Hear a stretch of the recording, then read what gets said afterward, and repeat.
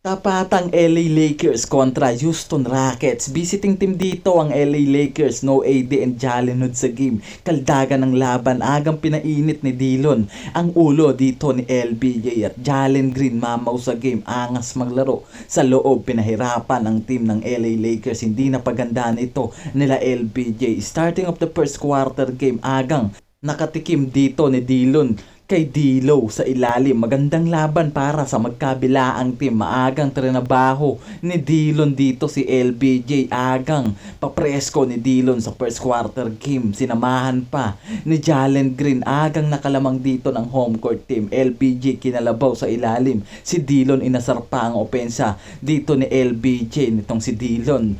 Austin Reeves, D'Lo, Reddish at Hachimura para sa 5 minutes in the quarter. Sama mo pa itong si Wood. At Jabari Smith naman, Tate at dalawang Green ang nasa loob para sa Houston Rockets. Hassle ang laro dito ni Jalen Green at Jeff Green sa loob. Hawak ng visiting team ang kalamangan. Lamig ng bola para naman sa LA Lakers. Pagdating ng second quarter, Hachimura kontra Tate. Salpakan sa ere. LBJ tatlo ang nakaabang na depensa sa loob para lang mapagilan itong si The King LBJ. At pinakain pa nga nito ng braso si Dillon sa depensa niya. Gandang play pa ang binibigay nito kay Hachimura pero Jalen Green mamaw ang laro. Sa loob at labas pinapakita ang home court advantage sa game with 18 points na para sa laro na ito. Maalat ang bola dito para sa Lakers. Angat sa 20 ang kalamangan ng home court team. D'Lo, Hachimura, Reeves ang gumagalaw lang dito. Dillon, tinatrabaho talaga si LBJ sa loob with 8 points lang ang nagawa dito ni LBJ sa halftime game. And VanVleet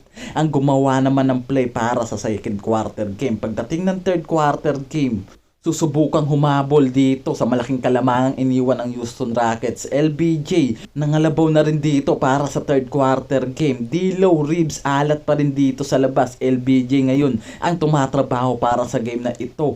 Pero grabe ang laro dito para sa home court team ni Jalen Green. Mamaw ang nilalaro sa game. Tinatawanan lang ang depensa at opensa na ginagawa dito ng visiting team. With 26 leads para sa Houston Rockets. Mamaw si VanVleet, Segun, Jabari Smith at Jalen Green sa loob. Grabe sipag nitong si Green with 28 points na. Hirap sa game ang Lakers dahil dito sa player na ito. Pagdating sa fourth quarter game, alat talaga ng bola para dito sa Lakers. At Hachimura, Reddish, Tristan, Castleton ang nasa loob. Tambakan ng laro para sa fourth quarter game. Hirap nang makahabol ang visiting team dito. Tinitirahan na lang sa labas ng home court team. Grabe sila Nate Williams, Oladipo, Segun, Holiday ang nasa loob. Tinambakan na talaga ang visiting team dito. Di na nakaporma sa LBG sa game. Pinahinga na ng maaga. Solid ang laro dito nila Jalen Green. Hindi na pinaporma pa ang visiting team sa kanilang home court. Maagang nag-celebrate dito ang Houston Rockets. At sinabay pa sa last minutes ay pinasok si Marjanovic, ang big man